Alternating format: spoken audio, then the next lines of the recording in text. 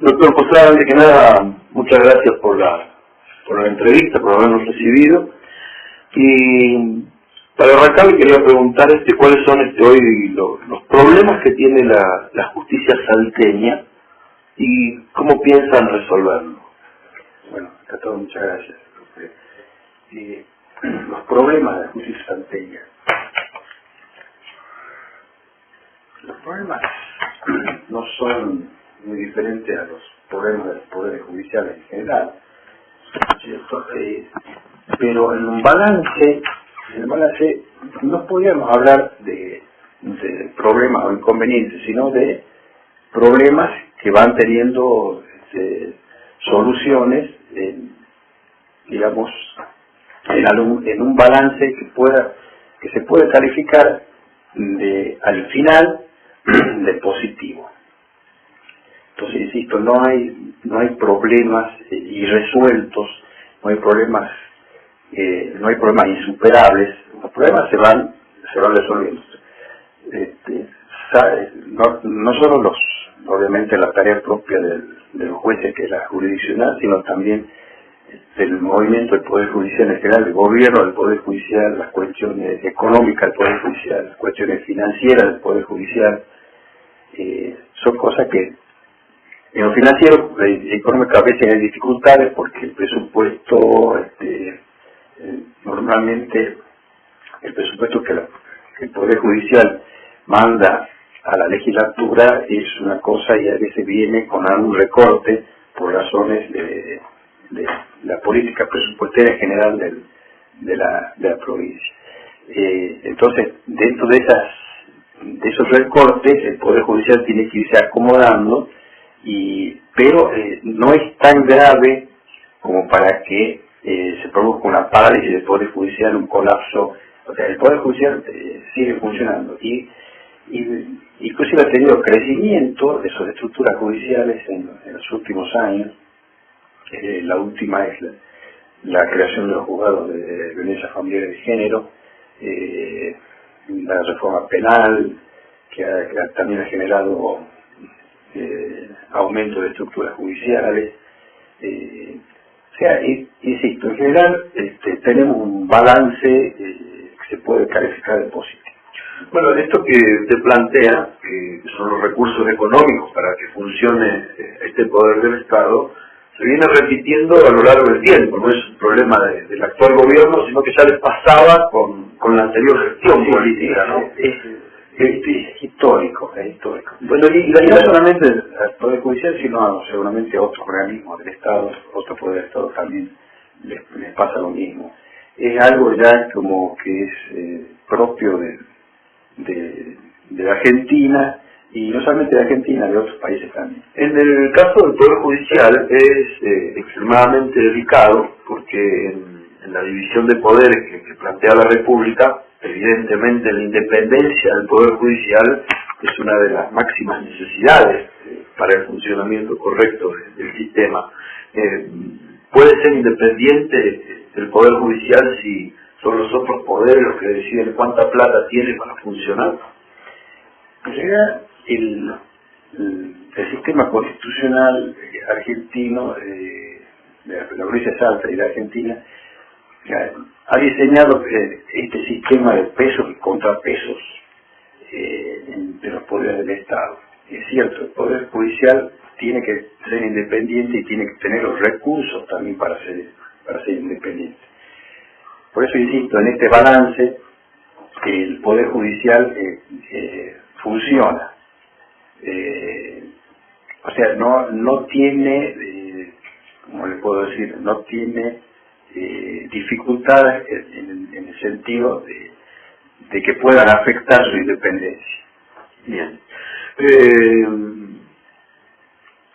Usted lo acaba de destacar, ¿no? La reforma penal. Hace 3 años se aprobó la reforma del Código Procesal Penal, que en los hechos significó un cambio radical del sistema penal en la provincia de Salta, y se pasó a un actual sistema de acusación que ya se utilizaba en otras partes del mundo e incluso en la Argentina, provincia de Buenos Aires y otras provincias de nuestro país, y que pone a los fiscales por delante de los jueces en cuanto a la llegada al ciudadano. Es decir, hoy un ciudadano no presenta su denuncia ante un juez, no lleva su caso ante un juez, sino que primero es evaluado o investigado por un fiscal, y el fiscal decide si se lleva o no esto ante el Poder Judicial, ante la justicia. Obviamente esto encontró a los jueces con otra forma de trabajar ante el Ministerio Público. ¿Qué evaluación hace de cómo está funcionando hoy el sistema penal a 3 años de aprobar la ley y ya 2 años de implementado el sistema? Como usted bien dice, el sistema penal, procesal penal acusatorio se ha generalizado no solamente en Argentina, sino también en otras partes del mundo. O sea, ya no es el juez, digamos, investigador y juzgador de la antigua justicia de instrucción, sino que ahora es el juez que resuelve, y los fiscales son una parte del proceso. Está la defensa y el Ministerio Fiscal. Y el Ministerio Fiscal, como dueño de la acción penal, es el que evalúa y hace los pedidos, y el juez, en definitiva, el juez nunca deja de tener, digamos, la decisión final en el proceso penal. O sea, digamos, proceso de empoderamiento de los fiscales siempre tiene el control jurisdiccional, el control del juez. O sea, si el fiscal toma una decisión, siempre eso tiene recursos, digamos, que los resuelven los jueces. Entonces, también ahí funciona el sistema de pesos y contrapesos. Yo creo que la reforma procesal penal ha sido buena. Yo creo que nosotros tenemos que apoyar la reforma procesal penal. Más allá de algunas, voy concretamente esto, la reforma, hace pocos días la Corte de Justicia resolvió 3 acciones de inconstitucionalidad, donde se planteaba que una serie de artículos de esa reforma de la reforma estaban en pugna con la Constitución de la provincia. La Corte de Justicia encontró razón en algunos de los planteos, o sea, parcialmente, que había algunos de esos artículos que no estaban acordes con el diseño constitucional, o sea, que avanzaban sobre la potestad que la Constitución le ha asignado a los jueces. Entonces la Corte lo que hizo es declaró inconstitucional, o sea, no aplicables, ciertos artículos de esa reforma, como le llamo yo. Obviamente que eso seguramente se apelará ante la Corte Suprema, vamos a ver, pero es una decisión que la Corte tomó, como puedo decir, poniendo las cosas en su quicio constitucional. Bien, pero cuando dice que ha sido positiva la implementación de este nuevo sistema, cuando dice que los jueces deben apoyarlo, ¿en qué se basa para eso? ¿En qué mejoró? ¿La justicia es más ágil, es más segura, es más eficiente? ¿Cuáles considera usted que son los aspectos en los cuales mejoró la justicia en los últimos 3 años en Salta, con este nuevo sistema, ¿no? Estamos hablando de la acusación y del sistema penal. Lo que ha sucedido es que el juez ahora es solamente juez y no investigador. Digamos, ese sería así, pasando el limpio o para tratar de hacer una síntesis de algo mucho más complejo que es una reforma procesal penal, pero para dar así una definición como llana de que los jueces ahora solamente juzgan y no investigan. Los investigadores son los fiscales. Bien, y ya no era una pregunta preparada, pero ya que habló directamente de este fallo de la Corte en los últimos días sobre acciones de amparo, de inconstitucionalidad. De inconstitucionalidad, pero es que suena raro, ¿no? Que en la reforma interviene el Ministerio Público y según el propio gobierno, 20 especialistas formulando esta reforma, participa la Cámara de Diputados y la de Senadores, donde hay amplia mayoría de abogados en ambas cámaras, y aprueban una ley que tiene rasgos inconstitucionales. Eso sucede con frecuencia. Por ejemplo, los poderes judiciales tienen la obligación, los jueces tienen la obligación de controlar que las normas que dicta la legislatura o otros poderes del Estado se ajusten a la Constitución. Si ven que hay algún desajuste, los jueces están obligados a poner las cosas en su lugar. Y eso sucede no solamente en estos casos, ha sucedido muchas veces, no solamente en Salta, sino en la Nación. La Corte Suprema ha declarado también constitucional varias normas. O sea, el deber constitucional. Pero digo que es raro porque ya en el 2012, cuando se puso en debate esta reforma, muchas voces indicaban particularmente que había violación de derechos que vulneraban la Constitución, es decir, desde el propio periodismo. Ya no estamos hablando de encumbrados juristas internacionales, sino el sentido común indicaba, lo reitero, a esta comisión de notables, a la legislatura, que había rasgos dentro de esa ley que no estaban acordes a la Constitución, y así todo se avanzó hasta que tuvo que llegar aquí. Simplemente un señalamiento de la rareza de cómo funciona a veces el sistema para algunos. Lo meto en un tema, hablando de lo mismo, que quizás no tiene que ver con lo suyo, pero le pido su opinión igual, ¿no?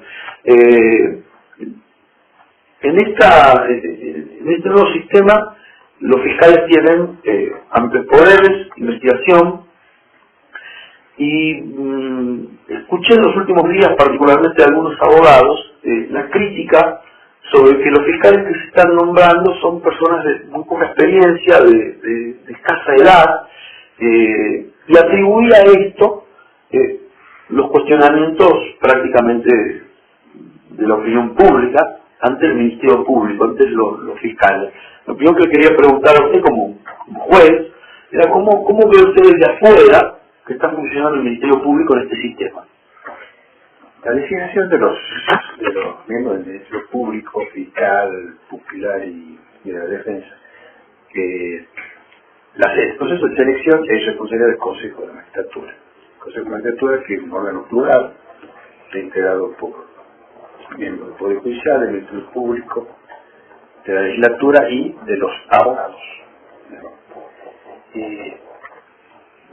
Los procesos de selección se hacen, como digo, en el Consejo de la Magistratura, de ahí se genera una terna, la terna va al Poder Ejecutivo, el Poder Ejecutivo discrecionalmente elige, según sus facultades constitucionales, uno de la terna. En ese proceso de designación hay una etapa de impugnación, como que la hay también en el Senado. En el Senado, cuando va el pliego al Senado, hay una etapa también de impugnación del pliego. No sé exactamente, qué puede, cuál sería el cuestionamiento. Usted hablaba recién de la juventud de los fiscales, la falta de experiencia. Claro, esta es la explicación que yo escuché de un abogado, a lo que me parece que por lo menos muchos ciudadanos estamos viendo, ¿no? Y hago referencia rápidamente, críticas a que Meyer, Watse, Troyano, Portal, verdaderamente con situaciones por parte de los fiscales. Reitero que solo el Ministerio Público, no el Poder Judicial, no le atañe a usted, pero desde afuera uno puede llegar a comprenderlo mejor, es decir, digo, desde afuera del Poder Judicial, ¿no? Claro, yo creo que bueno, los procesos de selección y designación son esos, que tienen a su vez la posibilidad de ser impugnados.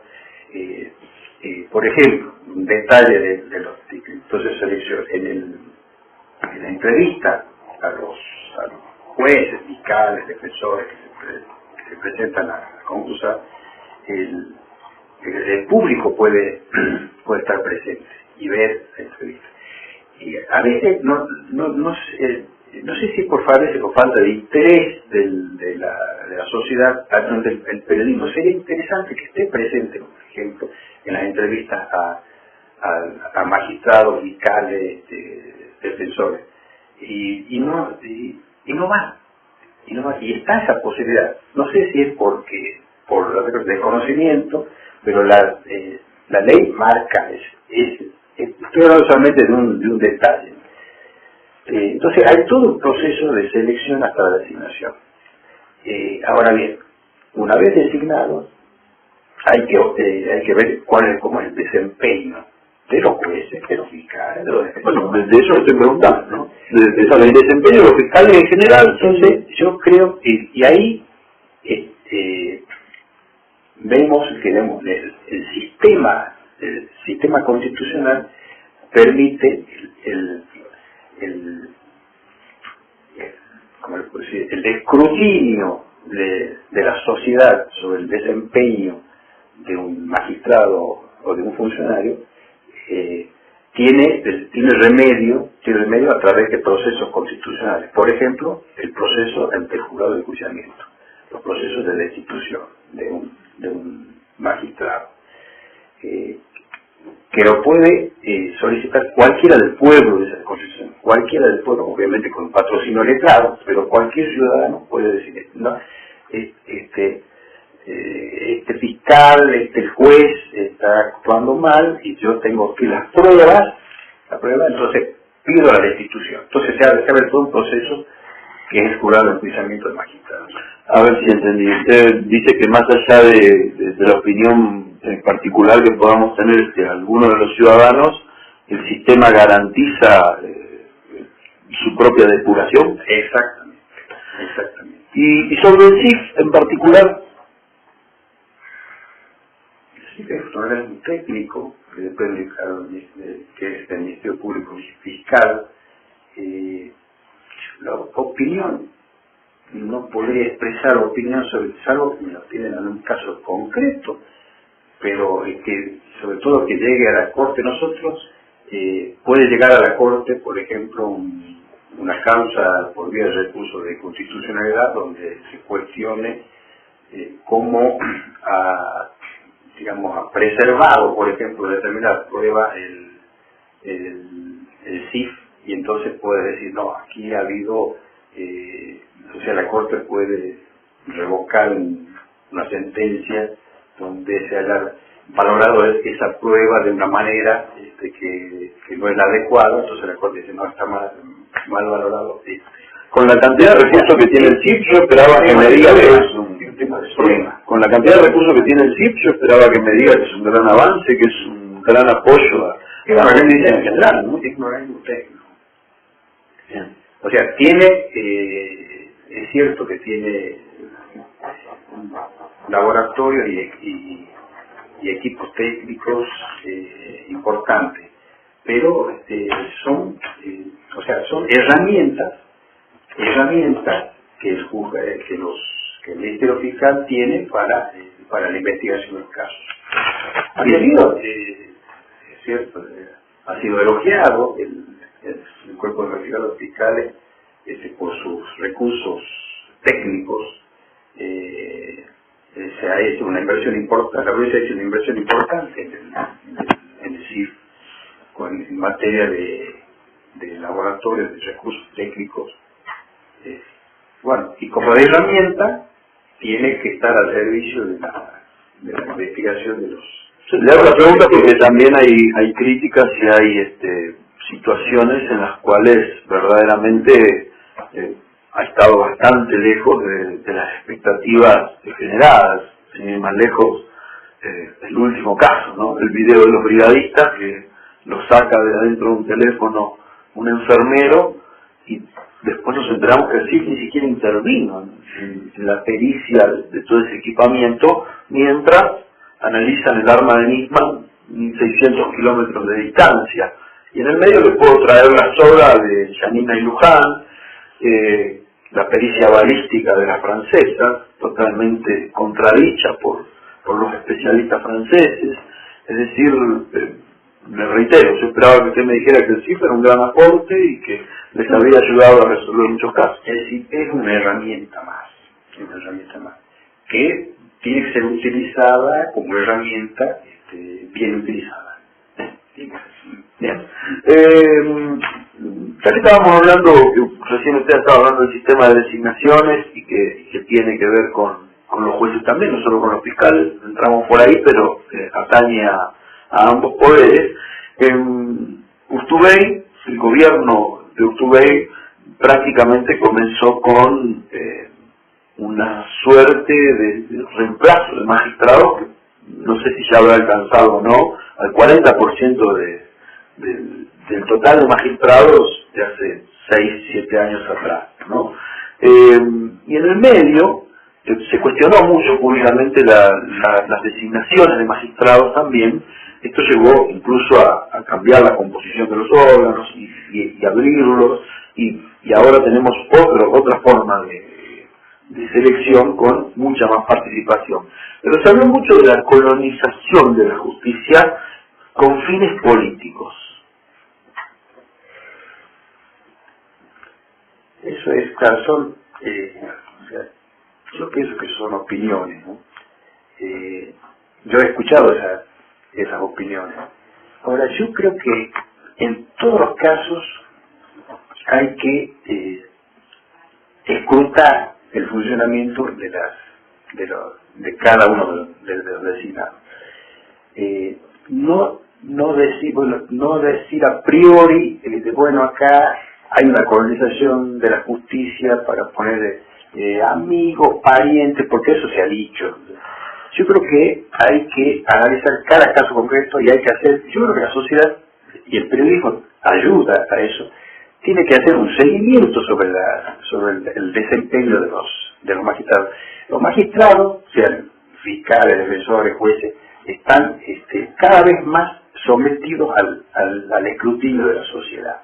Y es bueno que eso sea, porque es como que la sociedad, yo creo que el periodismo ayuda a eso, digamos, cada vez más la sociedad se interesa en el desempeño particular de cada uno de los magistrados que son funcionarios públicos.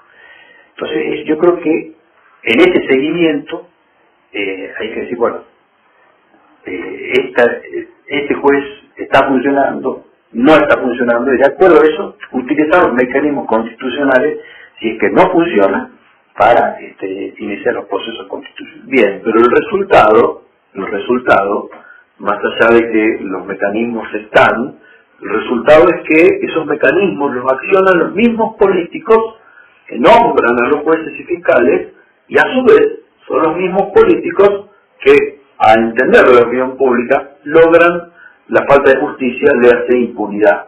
Y voy rápidamente a la idea que me carcome. Carmelo Di Pietro fue el último funcionario público salteño preso por corrupción.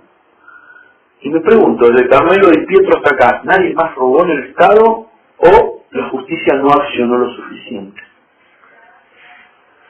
O no se pusieron los mecanismos de funcionamiento como corresponde. O no ha habido, los mecanismos de investigación o no ha habido suficientes denuncias al respecto, salvo algunas denuncias mediáticas, pero no ha habido a lo mejor denuncias concretas en la justicia. Yo creo que hay que analizar cada caso concreto. O sea, no cree que es un problema generalizado. No, yo no creo. Usted mencionó el caso de Di Pietro como único. El último. No sé si ha sido de Di Pietro hasta acá no hay ningún preso por corrupción en Salta.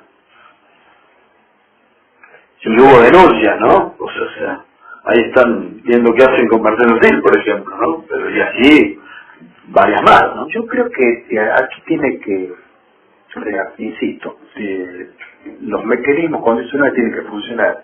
Y cuando digo que tiene que funcionar es porque o sea, tiene que ser impulsado como corresponde. Si hay un funcionario que, digamos, que cometió hechos de corrupción, ese funcionario tiene que ser separado, tiene que ser cortado como un brazo enfermo de la sociedad.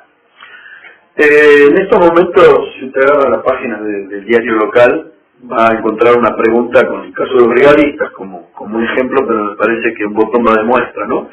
Y le preguntan a la gente si cree que va a haber justicia en este caso particular. Y casi el 90% de los ciudadanos, o por lo menos los que votan, una encuesta sin ningún rigor científico, pero 9 de cada 10 dicen que no. ¿Usted qué siente cuando evidentemente se refleja un sentido de la sociedad que cree que no hay justicia, cuando hay responsabilidades políticas, cuando hay personas de poder? Nosotros hemos encargado encuestas, sobre todo en el tema de la sensación. No solamente hemos hecho encuestas internas, encuestas a los jueces, hemos hecho encuestas a los abogados sobre estas, digamos, sobre el funcionamiento de la justicia. Hemos hecho encuestas también al público. O sea, esas son encuestas que se han hecho con rigor científico y inclusive nosotros las hemos publicado en la página del Poder Judicial. O sea, nosotros como ciudadanos no podemos estar, digamos, al margen de esta sensación, que no es una sensación solamente de Salta o de Argentina, sino que es una sensación de casi, no digamos todo el mundo, pero hasta en Estados Unidos, en Europa, se dice que la justicia, digamos, tiene poca credibilidad. Pero yo creo que hay que distinguir, o sea, los procesos judiciales son procesos complejos, donde intervienen varios actores. El juez, después, el juez tiene, digamos, en su calidad de tercero imparcial, y a su vez está la acusación, o sea, está el fiscal, con una estrategia, digamos, hablamos concretamente de las cosas penales, una estrategia.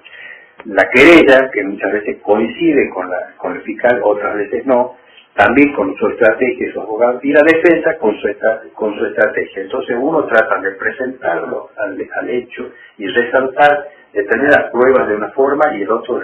Entonces, o sea, todo proceso, o sea, todo caso que llega a la justicia es un caso que por naturaleza es un caso de tensión, la tensión entre partes. Y ahí está el juez tiene que resolver. ¿Y por qué? Porque el Poder Judicial, así como la salud trabaja o mejor dicho, los médicos trabajan con la salud de las personas, los jueces trabajan con los conflictos sociales. O sea, todo lo que llega a que puede pero hace 4 años que hay marchas contra la impunidad en Salta y antes no había. Sí, pero las marchas contra la impunidad, nosotros tenemos, por ejemplo, hemos atendido ese fenómeno y tenemos una comisión de seguimiento de esas causas. Vemos las marchas y son casi 30 causas las que nosotros tenemos monitoreadas y son las causas que a su vez nos han hecho llegar los familiares como nosotros llamamos causas que tienen una especial repercusión social. Nosotros tenemos una comisión de seguimiento, tenemos expedientes, le hacemos seguimiento y les pedimos periódicamente informes a los jueces sobre el avance de las causas. Y las causas esas tienen avance. Lo que pasa es que a veces los familiares, obviamente con su dolor a cuestas, a veces no están de acuerdo con la forma, por ejemplo, que un juez sacó de una determinada sentencia. Entonces siguen diciendo que su caso está impune. Y impunidad es una expresión demasiado fuerte porque implica como que la justicia no ha hecho nada, miró para otro lado y el caso lo han puesto en un cajón y no es así. Entonces, decir impunidad es decir que este es un caso que no ha tenido justicia. Y esos casos se investigan. Entonces, no son más de 30 casos. Bien, no lo tienen, sí. Y se hace seguimiento, se insta, o sea, la Corte insta a los tribunales a avanzar en los 4 casos.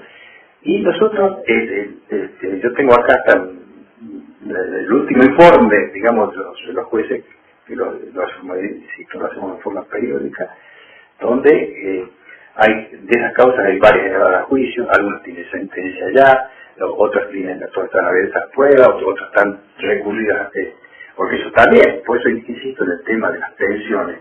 La estrategia de la defensa es conocida, apelo. La estrategia de la querella dice, sí, esto no me gusta, apelo, ¿sabes? Entonces, ¿por qué a veces las causas demoran? O sea, ahí hay responsabilidades, o sea, puede ser de que hay mora judicial, pero también contribuyen a esa mora las partes del proceso. O sea, el proceso, insisto, el proceso judicial es complejo y de tensión. Y por eso es que hay que analizarlo en su conjunto, insisto, en cada caso concreto. O sea, para usted no hay impunidad sana. No hay impunidad sana. Impunidad es una expresión demasiado liviana para decir esto es impunidad. Impunidad significa que esto la justicia no investiga o no sirve. Pero usted es consciente que hay muchos crímenes sin castigo. O sea, obviamente que hay crímenes sin castigo. Yo creo que lo ideal es que todos los crímenes tengan su justo castigo. Todos. Imagínese, hay tantos, hay crímenes que nunca llegaron a terminar la investigación porque las pruebas no alcanzaron a dilucidar cómo sucedieron los hechos. Chávez el Destripador. Chávez el Destripador. John Kennedy. Pero todavía están discutiendo. Bien, pero quiero profundizar, es entendible lo que usted dice y ocurre en todo el mundo sobre un gran porcentaje de crímenes. Es decir, son muchos los crímenes que no se resuelven por múltiples factores. Pero quiero que profundicemos un poquito más sobre este concepto de impunidad o la sensación de esa impunidad por parte de la población. Yo entrevisté incluso abogados del pueblo local que llegaron a decirme que hoy en Salta hay una justicia para ricos y otra para pobres. Me dieron ejemplos concretamente, y se habló puntualmente de microtráfico, que ya pensaba charlar con ustedes de ese tema, pero ese concepto lo he tenido de algunos abogados del pueblo en forma repetida, de que hay una justicia para ricos y otra para pobres. Yo no estoy de acuerdo con eso. No es así. No es así. Pero tengo, o sea, a mí para hacer ese tipo de afirmación tendría que decirme, a ver,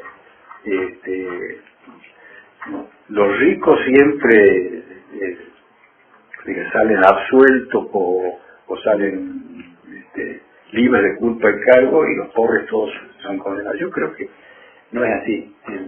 Yo creo que el Poder Judicial, digamos, los procesos judiciales tienen un carril que marca la ley de procesales y la ley del fondo. Y yo creo que sobre eso hay que, porque si no es generalizar demasiado, o sea, esta justicia es una para ricos, para pobres. O sea, yo categóricamente no estoy de acuerdo con eso.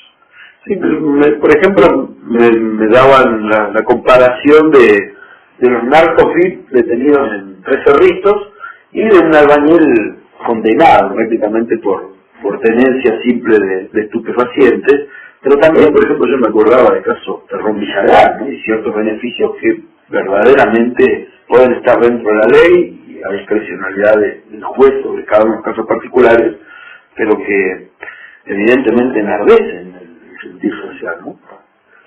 Sí, yo creo que el juez tiene que ajustarse a lo que establece la ley. Y no se puede desviar de 1 milímetro de eso. O sea, si hay desvío, yo creo que ahí hay que utilizar los procesos. Bueno, pero también ustedes tienen la mitad de la biblioteca para un lado y la mitad de la biblioteca para el otro. No, eso también es un mito. Es un antiguo mito. No es así. Bien, vamos a la política de fondo. Hablamos de la reforma del Código Procesal Penal y le acabo de nombrar microtráfico. La ley de microtráfico o la desfederalización de los delitos menores de tráfico de estupefacientes evidentemente son una política de gobierno del Poder Ejecutivo, como un montón de políticas de Estado se toman, y el Poder Judicial tiene que afrontar esa nueva realidad de la sociedad. Ustedes desde la justicia, ¿qué evaluación hacen de este aluvión de causas? Porque no solamente para ustedes es un aluvión, sino para el sistema penitenciario. En 8 meses creció un 25% de la población carcelaria por microtráfico de drogas. ¿Cómo evalúan ustedes este primer año prácticamente? Nosotros hacemos una evaluación positiva desde enero de 2014, dice el Poder Judicial de Salta asumió todo lo que es el microtráfico, respondiendo a la invitación de la ley nacional que así lo establece. Salta es de las pocas provincias que ya lo tienen incorporado. Otras provincias están en curso de incorporación al... Creo que son 2 o 3 las que lo han en total, ¿no? Sí, hay como 4 o 5 más que están en proceso legislativo en ese mismo sentido, pero no hay más. Yo creo que eso ha sido una forma de sincerar al Poder Judicial en general. El Poder Judicial de la Nación obviamente no tenía capacidad para atender casos de microtráfico. Por eso el Poder Judicial de la Nación ahora está solamente con el macrotráfico y en los hechos la provincia ya venía trabajando sobre el microtráfico. La policía tenía, la justicia federal siempre tiene que recurrir a la policía de provincia porque la policía federal obviamente no tiene recursos ni personal para eso. Entonces había un número importante de agentes de la policía provincial que ya venían trabajando. Hablamos de 3 o 4 centenares de agentes. Entonces lo que se hizo es, después solo de sincerar, este traspaso de competencias tampoco agravó, fue como continuar lo que ya venía sucediendo, pero ya en un aspecto ya formalizado el traspaso de la competencia.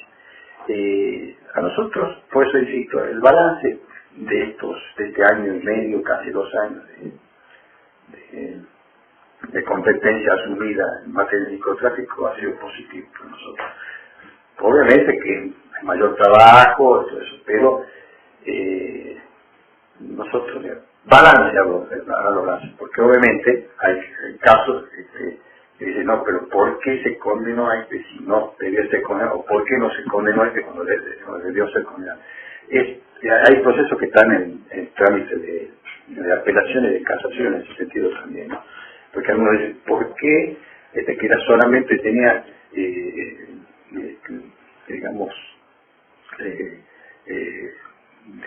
se lo encontró con estupefacientes estupefacientes para consumo, solamente para consumo personal y no para comercialización, porque eso es cuando, bueno, había casos que se revocó la sentencia porque el juez se había equivocado. Bueno, eso es el tema, es el punto en el que quiero detenerme un momento. No he visto muchas sentencias por tenencia simple, cuando evidentemente el artículo 19 de la Constitución impone prácticamente a la justicia que compruebe, que demuestre y llegue a la comercialización para consumo, eso, digamos, ha habido errores judiciales que se están corrigiendo vía recursiva.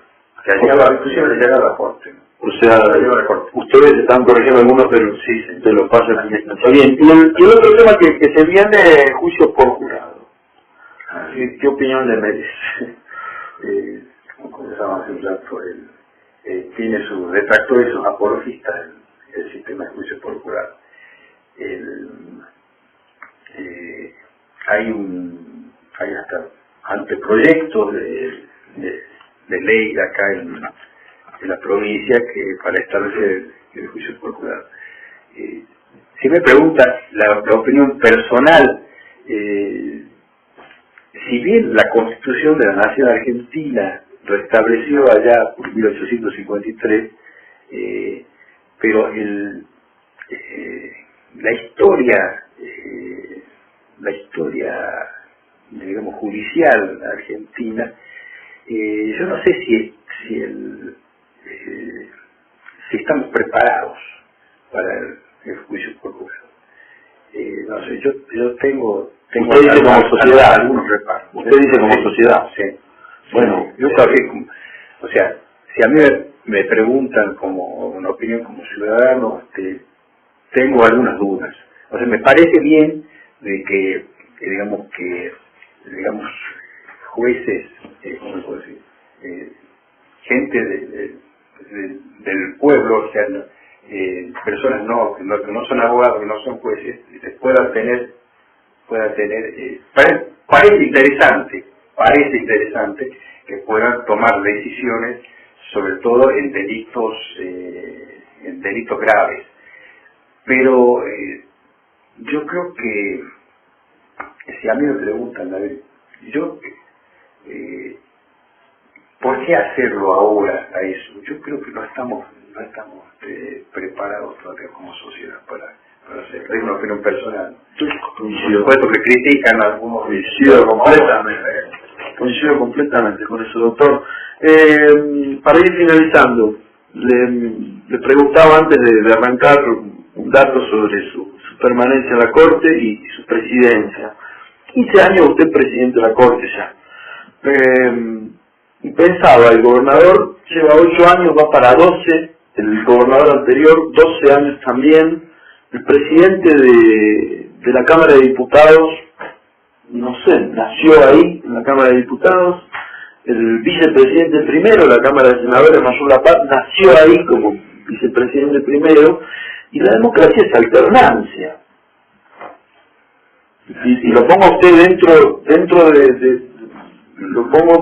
de la orquesta, aunque usted no es electo por el voto popular y tiene una función completamente técnica, pero también encabeza un poder del Estado, ¿no? Y vemos que en todo el poder del Estado pasa eso, ¿no? ¿No es necesaria la alternancia también para ustedes? Yo creo que la alternancia es absolutamente saludable. Yo creo que la alternancia digamos, siempre está presente. Ahora, en los hechos, ¿por qué digo esto? Porque, digamos, cada 2 años se elige el presidente de la Corte. Y eso es, digamos, esa elección se hace entre 7 personas. Bueno, el presidente de la Cámara de Diputados también y se hace entre 60, va a decir. Claro. Y ahora, realmente, para mí es un honor que mis padres me vuelvan a elegir. Yo siempre pongo a disposición la presidencia, digamos, porque yo creo que, insisto, lo saludable que es la alternancia. Siempre pongo a disposición de mis padres yo la presidencia, y lo que mis padres, bueno, insiste, o sea, Yo la verdad que no, nunca la busco, ni tampoco hago gestiones para que, porque es mi manera de ser, así como yo cuento así una cuestión, digamos, que es real. Yo nunca siquiera busqué los cargos en los que he ejercido a través de mi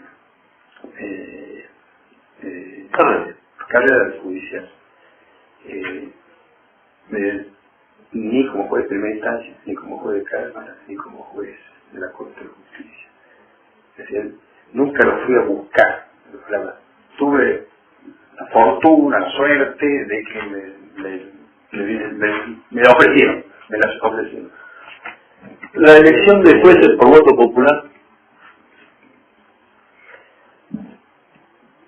Reforma constitucional mediante. ¿Pero está de acuerdo? No estoy de acuerdo. ¿Y para los fiscales? Estoy de acuerdo porque tiene que haber, yo creo que los jueces, los fiscales, los asesores tienen que tener todo un proceso de selección. Entonces, porque allí la Constitución habla de la idoneidad. Y el voto popular, yo creo que se puede prestar a reformaciones, sobre todo en Estados Unidos está fracasando la elección por voto popular, porque los jueces van en la boleta del partido. Entonces, eso no es bueno. Realmente no son todos los estados, ¿no? En Estados Unidos. Quiere decir que el juez está afiliado a un partido político, digamos, y eso en nuestra tradición constitucional eso está absolutamente vedado. Los jueces no pueden hacer política. Muchas gracias, doctora. Muchas gracias.